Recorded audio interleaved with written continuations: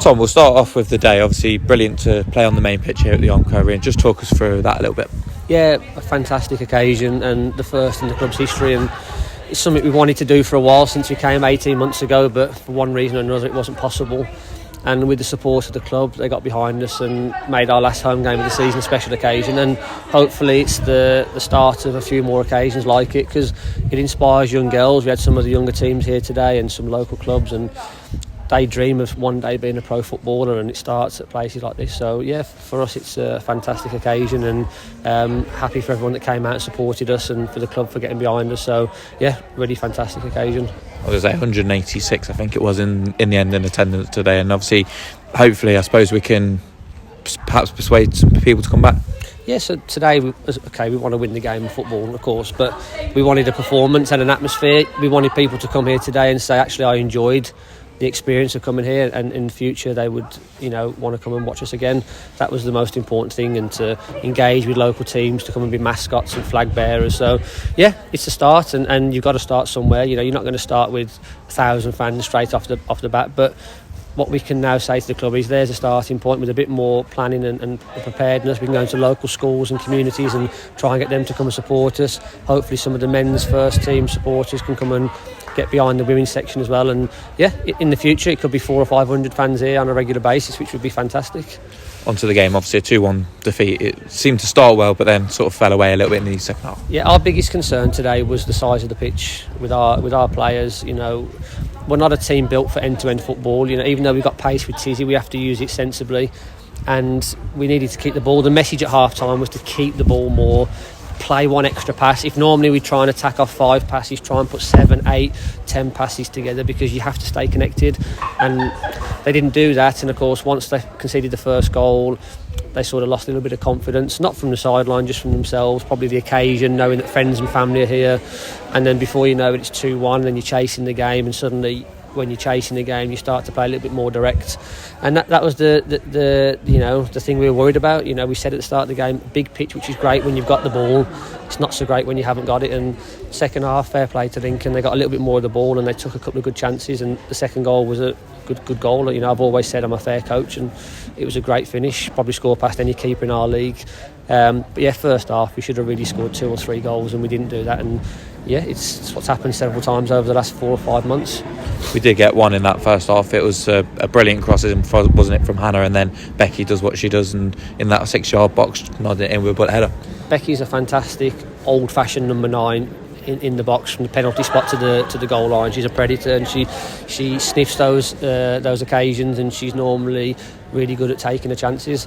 We just didn't do that often enough, and when we did do it a second time, the ball whizzed across and we didn't have players running into the box. But look, it's a shame for us, because the occasion was great, the result wasn't too great, but there were some okay moments. It'd be interesting to watch the footage back now and analyse it away from the game day. But yeah, that was a nice moment, and I think for the last few weeks we've just not done it enough. I think I've said to you in the previous interviews, we play some nice football and we don't punish teams, don't take our chances, and then it comes back to bite us again, and today it did that. Becky always celebrates her goals with a lot of passion, but you could see how much it meant to her today, didn't it? To, like you say, celebrate that goal in front of obviously the crowd here and her friends and family, like you say. Yeah, friends and family. That's why you play at this level. We're not in a position as a club. People get the illusion that because we're Solihull Moors, there's like big pots of money. There's not, and so people play here for the right reasons. They're not here because they're receiving a check at the end of it. They're here because they love football. Some of these girls travel an hour and a half to training week in, week out. Don't get home till 11:30, 11:45, and Becky's one of those players. So she plays for the right reasons. And so today, in front of her friends and family, it's nice for her to get a moment to celebrate, and she deserved it. Unfortunately, there's 1 or 2 injuries in the game. Do you have any sort of news on them? Don't know Abby Borton yet at right wing back. We were concerned going into the game, but she told me that she was fine, and we take it on face value.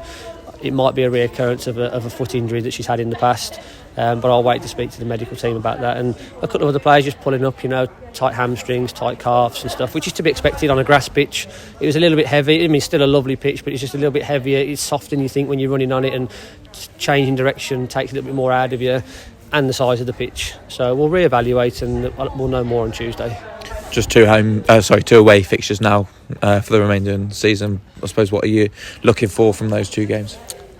obviously on paper we want 6 points, but it's not as easy as that. Cowser are doing well at the minute, you know, they're 4th or 5th in the league, and Northampton beat us here 2-1 only a few weeks ago, so it's going to be a very difficult game. All we can do as coaching staff is to evaluate today and then plan and prepare properly next week, and we'll go to Northampton with the best intentions to come away with 3 points. But our target is to beat last year's total, which was 30 points. We're on 27 now, so we need 4 points from the next 2 games to achieve that little target, and that's what we'll be going for.